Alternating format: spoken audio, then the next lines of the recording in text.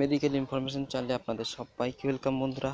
আজকের ভিডিওতে আমি কথা বলবো সেই সমস্ত বন্ধু বান্ধবীদের জন্য যারা সর্দি কাশি বা বুকে কফ জমা এই সমস্ত সমস্যায় ভুগছেন।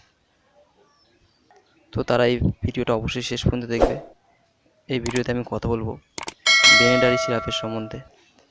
এই বেনেডারি সিরাপটা তোমরা কী জন্য ইউজ করবে, এর বেনিফিটস কী আছে, এর কোনো সাইড এফেক্টস আছে কি না, এর দাম কত, সেই সম্বন্ধে জানাবো।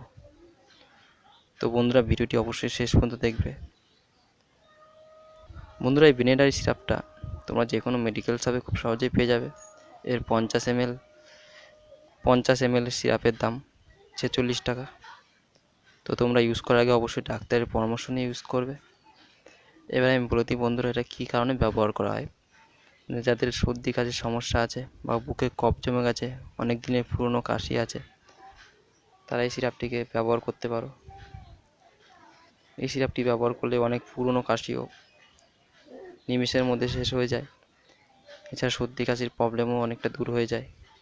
এবার আমি বলে দিই বন্ধুরা এটা ইউজ কী করে করবে। এর ডোজের সম্বন্ধে আমি বলে দিই। এই ডোজ নিতে গেলে প্রথমত বলে দিই 2 বছরের নিচের বাচ্চারা এটা ইউজ করতে পারবে না। ইউজ করতে গেলেও ডাক্তারের পরামর্শ নিয়ে ইউজ করবে।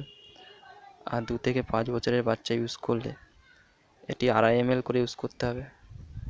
আর যদি বাচ্চা 12 বছরের উপরে হয় তাহলে 10 ml করে ইউজ করতে হবে।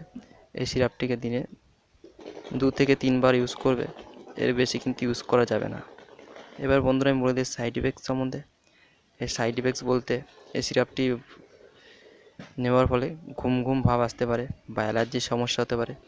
তো অবশ্যই যদি কোনো রকম সমস্যা হয় অবশ্যই ডাক্তারের পরামর্শ নিয়ে ব্যবহার করবে। আর যেটা বললাম এটা ইউজ করার আগে অবশ্যই ডাক্তারের পরামর্শ নিয়েই এটাকে ইউজ করবে। তো বন্ধুরা ভিডিওটা এখানেই শেষ করছি। যদি কারো কোনো প্রশ্ন থাকে আমাকে অবশ্যই কমেন্ট বক্সে জানাও, আমি অবশ্যই রিপ্লাই দেবো। ধন্যবাদ।